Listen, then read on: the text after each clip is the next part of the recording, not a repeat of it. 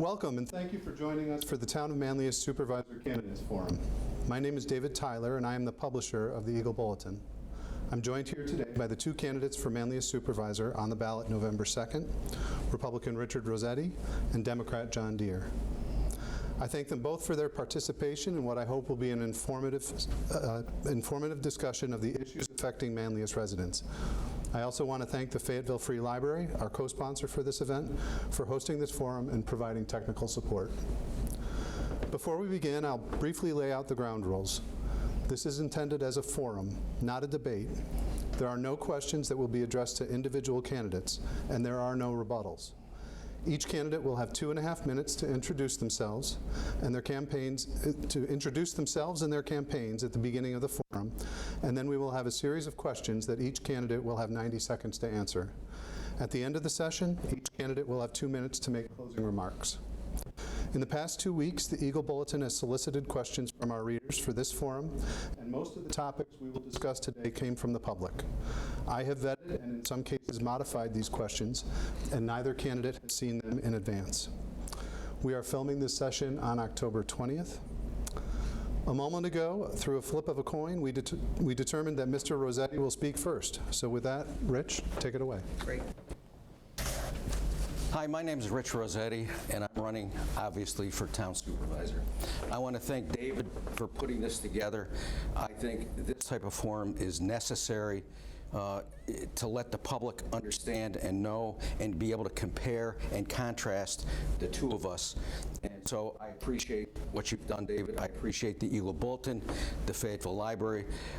This type of thing is so important because a lot of times people really don't pay attention to what's going on until it's too late. They go into the voting booth, they don't understand who they're voting for, what they're voting for. So I appreciate everything that you've done, the Eagle Bulletin, to make this happen. So thank you very much. Sure, thank you.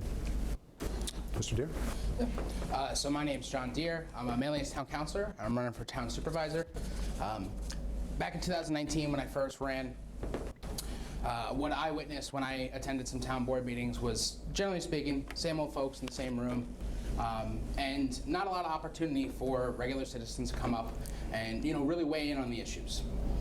And so that's when we decided to put together a slate to run in 2019, and started with 3 candidates, ended up with 4 for the Manlius Town Board, and we ran on some simple stuff: sustainability, transparency, and a comprehensive land use plan. It's not often that a politician gets to say they've delivered on absolutely everything that they ran on the first time around. As far as transparency, we have a state-of-the-art system where we have a hybrid meeting set up. You can tune in via Zoom, you can be in the room, or you can watch it after the fact on Facebook and YouTube.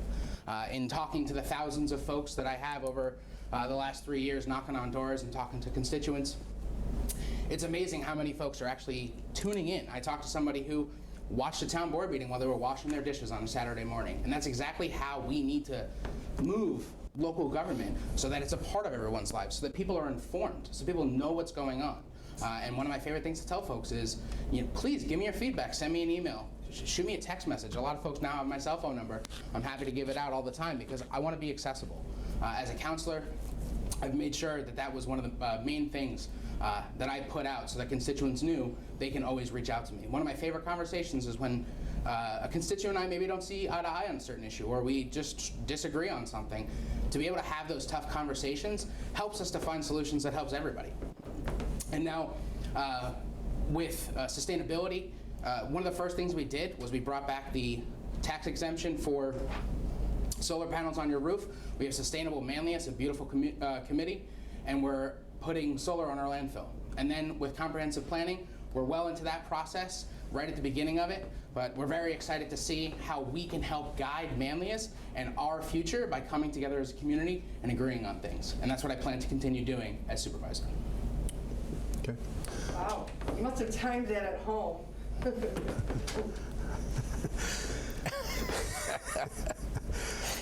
Mr. Deere, this first question's to you.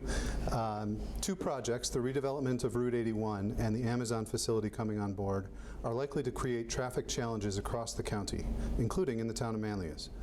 What do you plan to do as supervisor to advocate for the effective flow of traffic both within the town and for the many Manlius residents that commute to Syracuse before it becomes a quality of life issue for Manlius residents? Absolutely. Thank you for the question. Earlier on in this term, we had a proposed project, the Inland Port, which was looking to do exactly this, solve this traffic issue. When we had that proposal come, we made sure that we did everything we could to have public meetings and bring people in to get their voices at the table. We later found out that that wasn't a project that made sense, so what we did was we talked to our neighbors in DeWitt, who've put together a proposal to have a service road come directly off of the Kirkville exit so that these trucks are not going past one of our schools.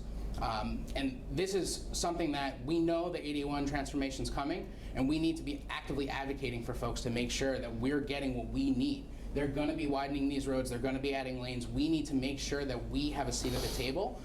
And rather than trying to say that this isn't something that's going to make sense for Manlius, we know what's coming down the pipeline. We need to be advocating actively. We're looking at the fact that they might widen the road around Linden Corners. That's something that we really need to be on top of and make sure happens. And what we've been trying to do is make sure that we're not naysayers, that we're saying this is coming, this is what we need. We actually sent out a letter from the town board recently advocating for these changes, and I'm going to keep doing that, making sure that we're in the room and make sure that the folks here in Manlius are getting what they need out of this, countywide transformational project.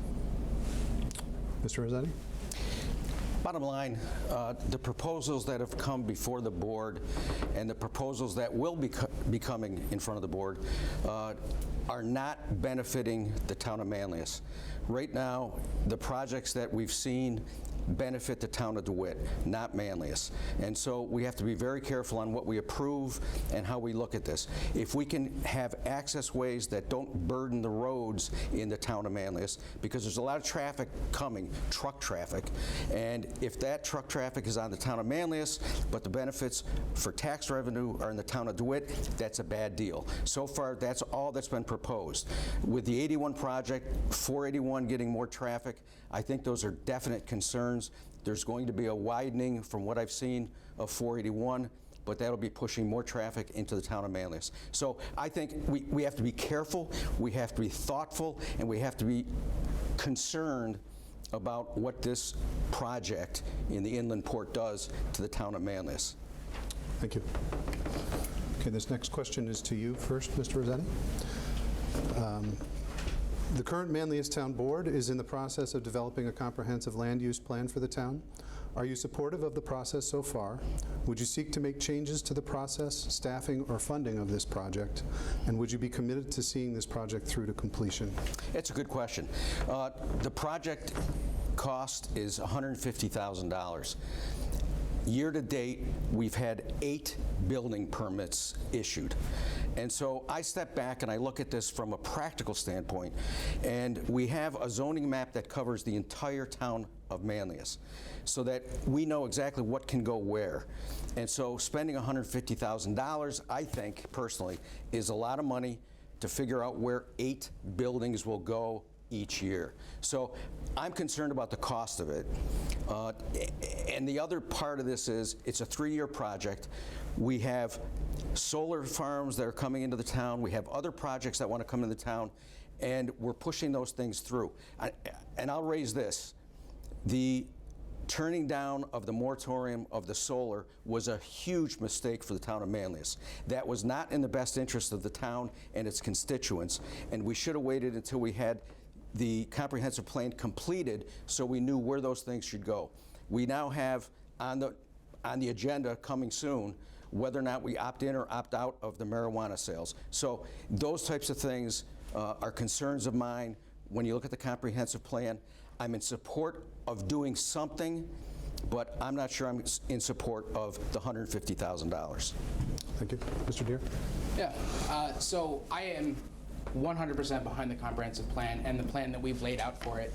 Something to consider is that the comprehensive plan was something we talked about at every door. It was on every piece of mail. It was on every digital advertisement when the 4 Democrats who are on the board right now won the election. That means the general population signed off on the comprehensive plan. We've seen amazing engagement and involvement already. We're right at the beginning. We're actually able to have conversations to plan for our future. I understand 8 building permits might seem like not that much, but when we have a comprehensive plan, we'll know what people want here, and we'll go out to developers and say, hey, this is what we're looking for, rather than waiting for developers to come to us with their project and their plan, which is great when it happens, but we need to actually be able to sell the town and grow in a mindful way where everyone's on board.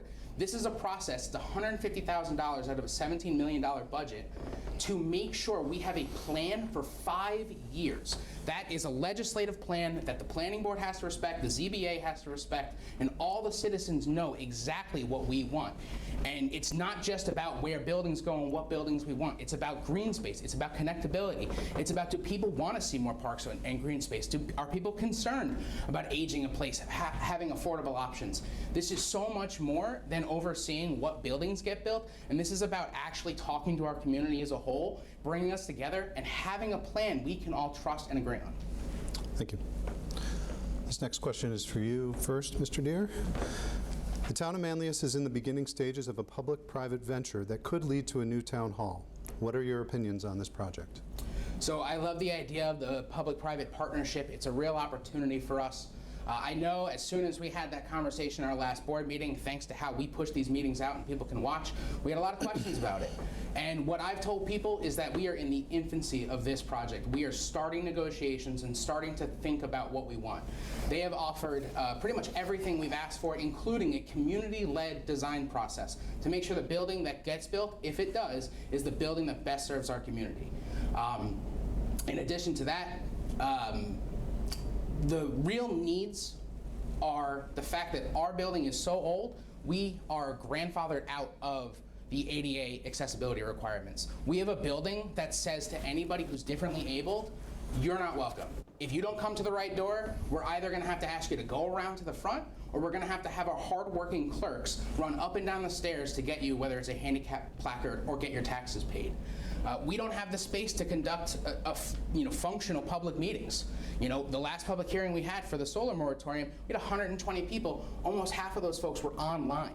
Our courts are out of compliance, and the biggest reason we need to address the current issues is our police department has been in a temporary building since the 80s. It was supposed to be temporary then, and we've put so much into it, and we pay rent on that, rent that would be actually moving towards the town hall building. Thank you. Mr. Rossetti? I agree with just about everything that John just said. We've had, in the town of Manlius, all 3 fire departments in the villages, Manoa, Manlius, Fayetteville, have been renovated over the last 5-6 years. And we have our police department in an elementary school.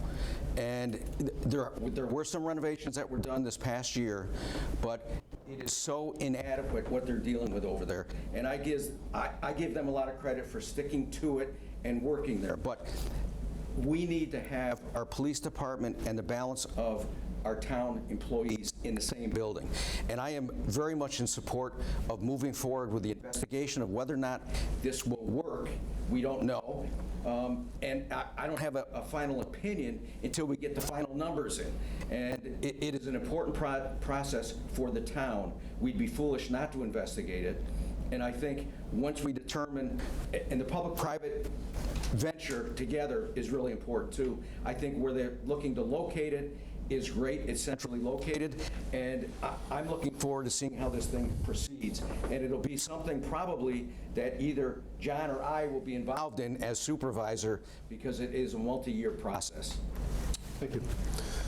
This next one goes to you first, Richard. I keep forgetting. I'm going to wear your knees.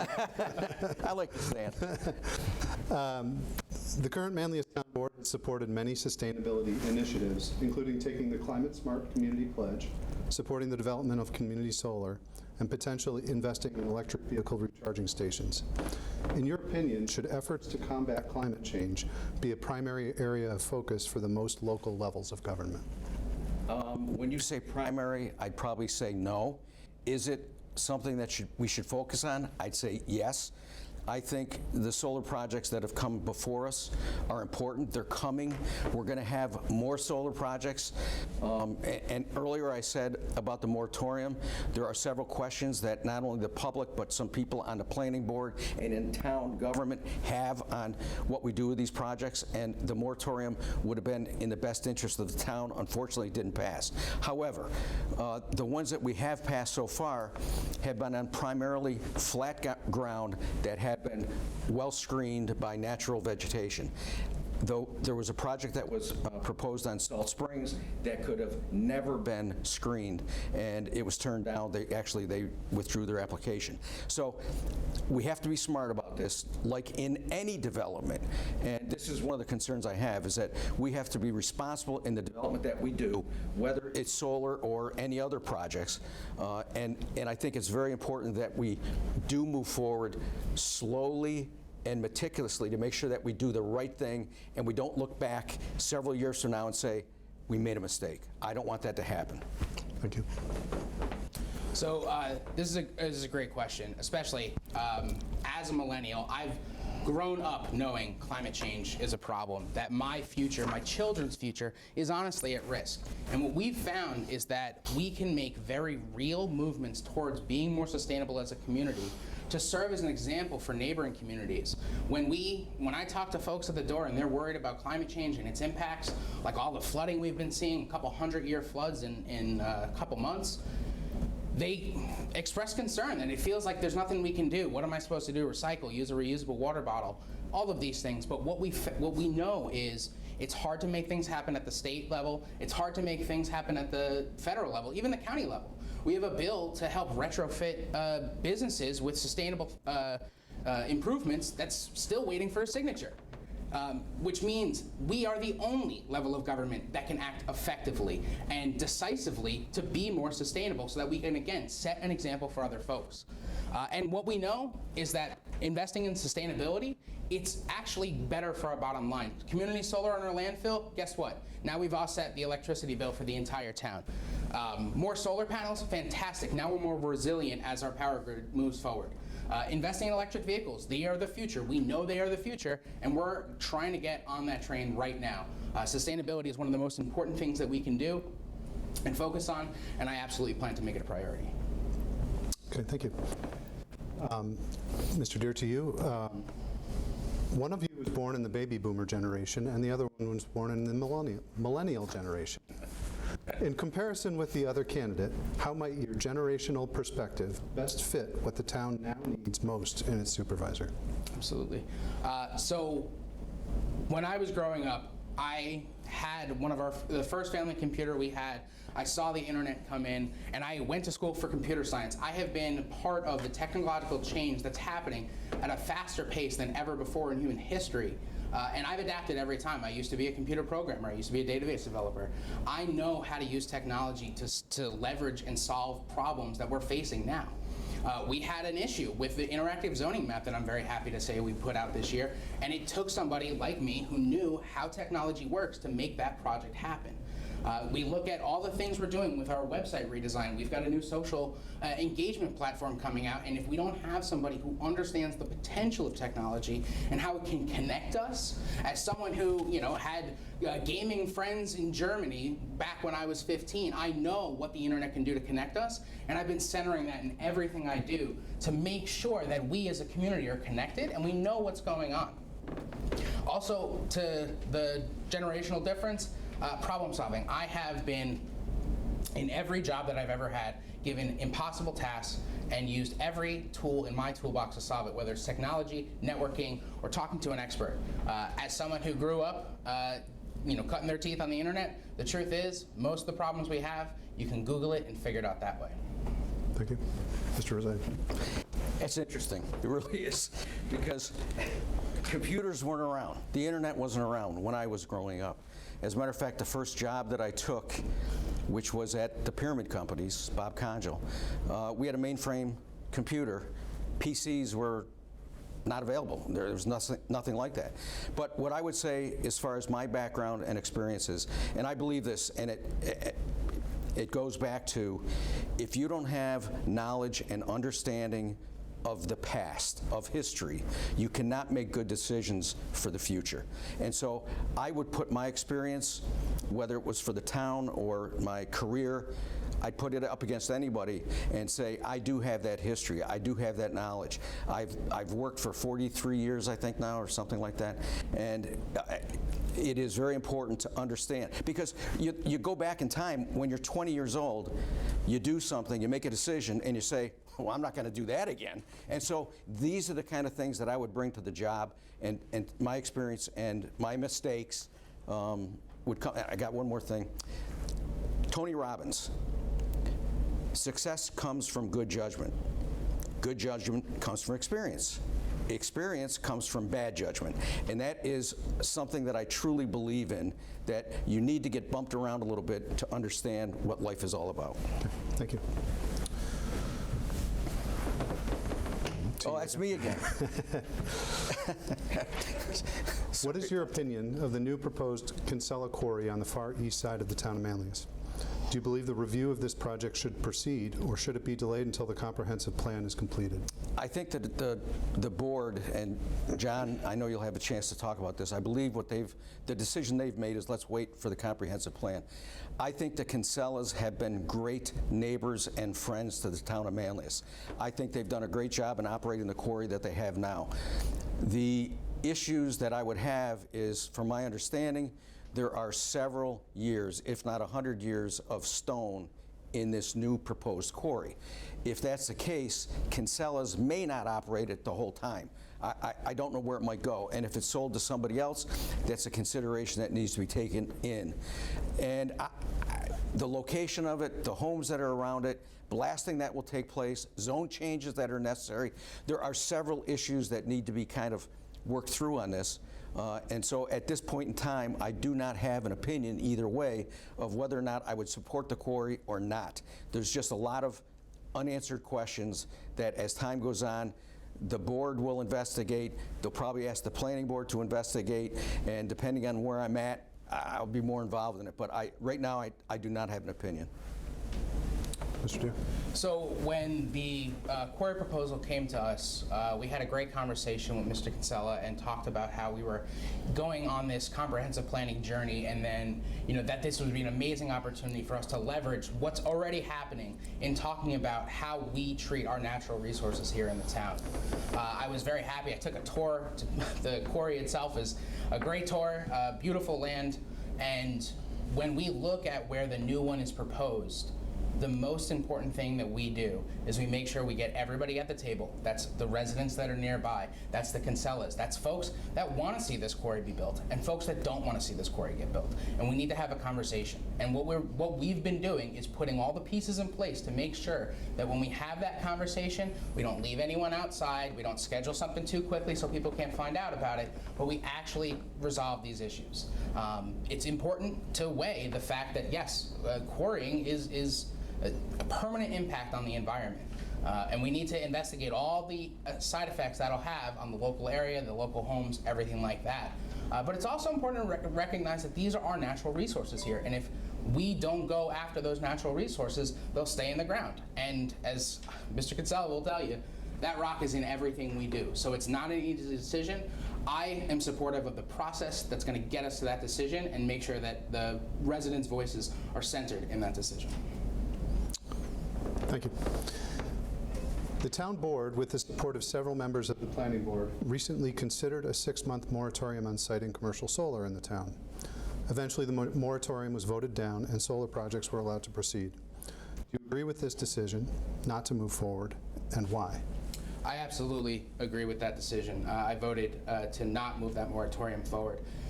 And what actually happened with this is a project went to the planning board, business as usual. There was a public hearing that got a little heated, I think a couple public hearings or a couple meetings, and we had a request to consider a moratorium, and we did exactly that. I put in a lot of hours to make sure that we had as many people at the table as possible to make sure we had every perspective. Thanks to the way we do our meetings now, we had roughly more than 100 people there, and we had a great conversation, not just I want it or I don't want it, but what it means for our community, what it means for our society. And so When we had that public hearing, we actually got a note on the board from the chairman of the planning board, Joe Lupia, saying, looks like we've got what we need, there's a lot of misinformation out here, let's move forward. And so that changed my vote. When I knew that the planning board, or at least the chairman of the planning board, was ready to go and we had done enough research, I wanted to move that forward. And what we've seen is a project that didn't make sense, went through process as usual, and didn't go through. We have another project that would have been held up, stopping a private landowner from using the land that they own and want to use, and also stopping this solar development, possibly missing out on money. That project's going through. That project's in the process. And if we had put that moratorium in place, we would have stopped progress in its tracks, and possibly even endangered that project that did move through. Thank you. Rich. On this one, John and I totally disagree. I think we missed an opportunity to put that moratorium in place. John and another member of the town board came to the planning board and asked for our opinion. We gave it to them. Unanimous, put the moratorium in place. At the last minute, the email that he's talking about came from the chairman, one member of the planning board that has one vote. He did his research on environmental issues, and that he didn't see any reason why not to go forward with stopping the moratorium. And my thoughts on that is, it's one member, one vote. You got 6 other people that said, we want the moratorium. So we missed out on that opportunity, which is very, very unfortunate. I mean, there are so many issues with these solar projects that have not been addressed that we've just made a mistake, in my opinion. And if I become supervisor, I will not let one person with one vote change my mind. I'm going to make up my mind based on what I think, not what's based on somebody else, what they think. Thank you. Funding for the Town of Manlius Police Department grew by 6.5% in 2021, and the preliminary 2022 budget includes another increase of 5.5% to nearly $5 million. Are these increases sustainable in the long term? And would you seek to reallocate any of the resources currently tabbed for the police department to other community service providers specifically trained in addiction and mental health issues? That's me again. Part of the, and John knows this, I think you were involved in the last negotiations. Part of the situation with the police department and their budget is that the bulk of the budget is based on payroll. And we have a labor contract with the police department. So a lot of those costs can't be moved around and changed. They are what they are based on a contract. As far as, the second part of your question? Would you seek to reallocate any of the resources currently tabbed for the police department to other community service providers specifically trained in addiction and mental health issues? You know, I wish I could answer that yes, but I don't want to take anything, personally, I would not want to take anything away from the police department. If there were other resources that we could, or sources of revenue that we could dedicate, I'd be more than happy to do that. But I would not like to see money coming away from the police department to go anywhere else other than the police department. I think what we need to do is to make sure they have the resources they need so that they can provide the services necessary, and to do something other than that would be a mistake. Thank you. I was a member of the contract negotiation this time around, and what I was able to do is make sure that our officers were getting what they needed while the town was being protected. I'm very happy to say we reached a great agreement, and it didn't, increase costs too much. But when we talk about our police department and possibly allocating resources, it's not just a conversation for me. It's a conversation to have with the chief as well. We've seen that the chief, he was incredibly helpful through the Public Safety Advisory Committee, helping people learn about the police. And so, based on that and a lot of other work he's done, we're already seeing the police department adapt to the world that we're in, with the community support unit coming online, to find better ways to bring the police into our community, make sure folks know that they can be trusted. And if we were going to look at alternative services, whether it's mental health services or something like that, I would work directly with the chief. I wouldn't want to take away any resources that they need, but if it's something that seems like it would help, maybe take our officers off of these cases where you might be better suited to a social worker or something like that, I'd love to find that process that works for us. And again, this is an opportunity for us to lead. We have one of the best trained, most highly qualified police departments in Onondaga County, and if anyone's going to be able to figure out a way to provide better services, it's going to be us. Thank you. Compared with many other communities in central New York, housing is quite expensive in the town of Manlius. Do you believe the town should be focused on encouraging lower-income housing? If so, how would you plan to do so? So it's a great question. It's one of the main things that we were looking at with the comprehensive plan. And when we talk about affordable housing, I find that a lot of times there's a negative connotation with that, when what really we mean is getting housing for seniors who can't, who need to age in place. We know that it is better the longer seniors stay in their home, and if that home isn't affordable, then it's not going to work. And so when we look at affordable housing, we also have to think about, we import about 7,000 workers on average per year to do service work in our community. Now, these are community members that are serving us, that are providing services, caring for our loved ones, our children, our elderly. We need to make sure that those folks have a place in our community, because that's how we build a better sense of community, and also make it more resilient. We saw with the pandemic, we don't want people traveling from far from different places. We want all those folks that are doing that amazing work right here to have the opportunity to live in this amazing community. My wife and I, we moved here. The reason we ended up in Fayetteville was because there was affordable apartments that we loved. We stayed there, we were able to save up money and buy a home and contribute back to this amazing community for us. And I want to make sure that everybody has that opportunity, whether you're new to the town, whether you're aging in place, or perhaps maybe you're coming back after graduating from FM or ESM and you want an affordable option. I think it's important that we do those things through the comprehensive plan. Thank you. This discussion touches on something that's very important to me, and that's property rights. And I do not think that a town, a municipality, can dictate to a private owner of real estate what they can and cannot do with their property. I'm a real estate developer manager. I understand how this works. And if we put certain requirements, and I've heard this thrown out before, we want to have 10% low-income housing if you build an apartment complex. So 10% of the apartments have to be for low-income people. You will drive development out of the town, because there's certain economics that a developer looks at to make money. I mean, that's why they're coming here to build an apartment building or whatever they're building. And if you put requirements on them to do certain things that makes it economically unaffordable, they're going to go somewhere else. So we have to be very careful when we talk about these types of issues, because private property owners have rights. And being on the planning board as long as I have been, that is a balancing act that we've always had to do. How can we mitigate the problems that development causes with making sure that the property owner exercises his rights and we grant them to him? So this is a very important issue. Thank you. This seems like it's flown by, but this is the last question right here. And it's me again. I keep sitting down. What initiatives can the town pursue to encourage economic development, specifically the development of locally owned small businesses that add to the unique character of our communities? This is another interesting question, and I'm glad you asked it, because I talk to people and they raise that question quite often. And we are somewhat limited in what we can do. And being in real estate development, I understand how it works. 99% of the time, a store, a restaurant, or whatever, comes to us, to the planning board, and asks to be able to go into a certain site, a certain location. The best thing that we can do is work with the private owners of real estate and try to encourage people to come to our town. It would be kind of a joint venture, more or less.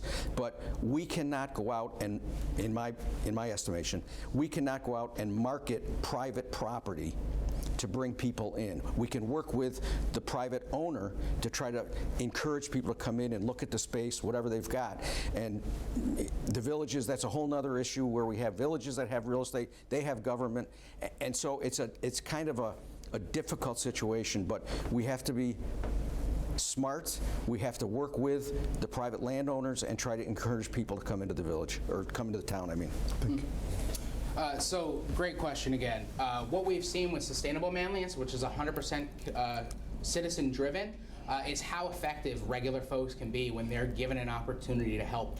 And so we're looking at putting an economic development committee together that will be citizen-led, that will bring in business owners, people who want to be business owners, homeowners that have opinions on what we need to see here, and allow the residents to start building that economic development plan. If we come up with a plan and it doesn't make sense, it's not going to work. If it's crowdsourced and everyone's had an opportunity to weigh in, that's something that's sustainable. And that's really a large part of what the comprehensive plan is to be able to, and I disagree with Rich, I think if we have a plan that says these are the things our community is looking for, we can go to those developers, we can go to those business owners and work with them to connect them with the private landowners who want to see change and want to see successful businesses. And if we know what people want, we're not rolling the dice when a business comes here. We can find businesses that people want to go to and pay their money to keep those shops open.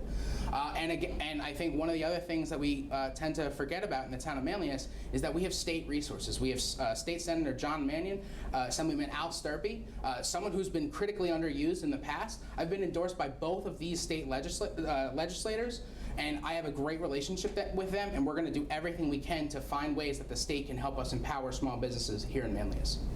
Thank you. With that, that's the end of my questions. Now you each have 2 minutes for a summary statement, starting with you, John. So thank you to the Eagle Bulletin. Thank you to the Fayetteville Free Library for hosting us. This was an amazing opportunity to really just hash out the issues, and it's like a door conversation that just lasts a little longer. So I thank you both for that. And really what I've been talking about, in the last 3 years when I ran in 2019, I've knocked on over 4,000 doors and I've talked with over 2,000 residents in the town. And what I've been able to find out is that people didn't know what was going on in town government. People didn't know what services we provided. They didn't even know that the taxes they pay go to separate entities and all of these different things that when we got in there, we made it a priority to inform people. For a lot of the folks in town, this is the closest government to you. This is the government that you should feel most proud of, able to walk into town hall, feel ownership, feel welcomed, and we've been doing that. We've been trying to make it easier to access things. We have questions all the time. What's the zoning here? Who owns this property? We put out a map that helps people self-serve. We're always updating the website to be more efficient, more effective. We're always looking at those results to see how can we do better. And as supervisor, I'm not coming in here with a perfect plan or a silver bullet that's going to solve every problem. But what I'm going to do is continue to be committed to making sure that every single resident of the town of Manlius, whether you vote for me, whether you vote for Rich, whether you don't vote, knows that you can come to town hall, you can be heard, you can ask questions, be treated respectfully, and feel like you're a part of our future.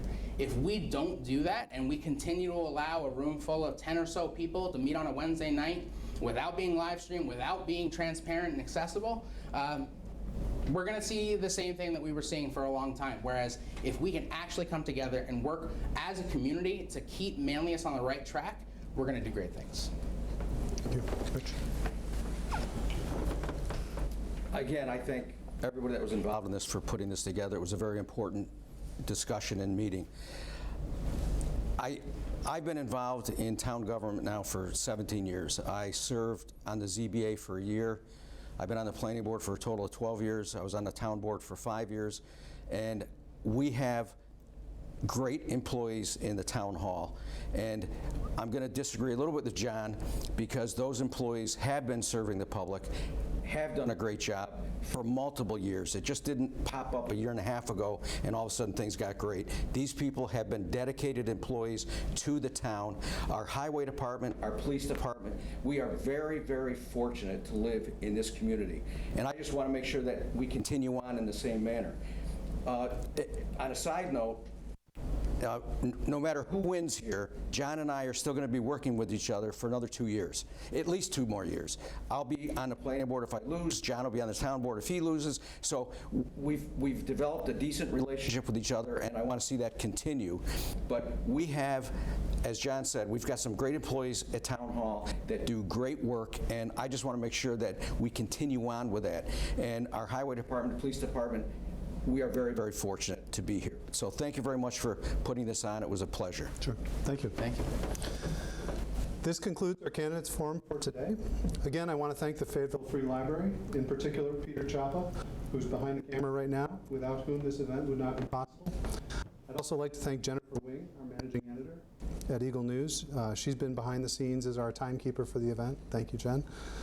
Finally, I want to thank our candidates for their willingness to participate in this event and for a lively and informative discussion. Thank you. Thank you. Remember to vote November 2nd. Thank you. Goodbye.